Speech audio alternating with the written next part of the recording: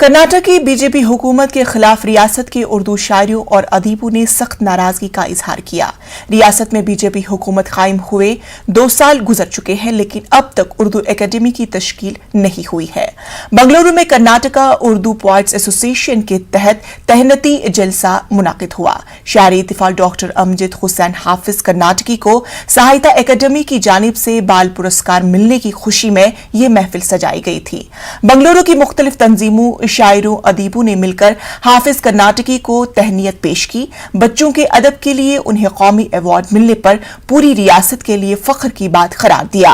रोजनामा पासबान के एडिटर अब्दुल्ला शरीफ की सदारत में हुई इस तकरीब में उर्दू जबान व अदब के मसाइल पर भी गुफ्तगू हुई। इस बुनियाद पर काम कीजिए। शुरा उदबा का इत्तेफाक चाहिए, हमें इत्तेहाद चाहिए, हम सब एक होना चाहिए। अब तक अकेडमी का फॉर्मेशन ना होने का मकसद हमारे अंदर इत्तेहाद नहीं, हमारे अंदर इत्तेफाक नहीं।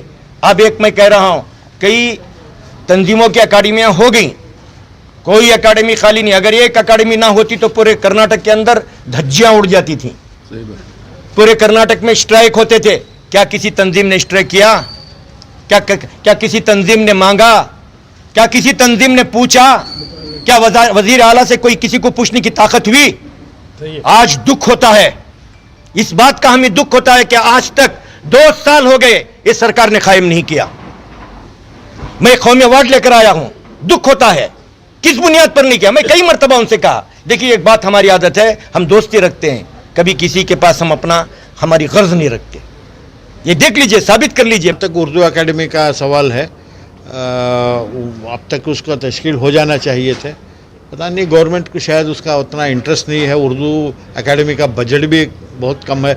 वहाँ जो अमला है उसकी तनख्वाह के लिए वो बजट काफ़ी नहीं रहता है। तो उर्दू के क्या वहाँ पे एक्टिविटीज़ होंगी, क्या उर्दू के लिए काम किया जाएगा? उर्दू जान करेगा, सुनेगा कौन आपकी? ये हुकूमत तो अंधी और बहरी है, उर्दू ताल्लुक़ से क्या सुनेंगे?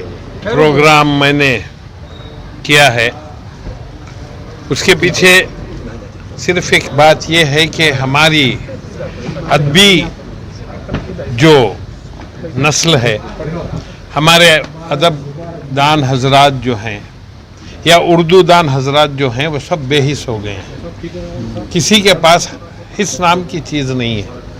वो मुझे इसलिए कहना पड़ रहा है।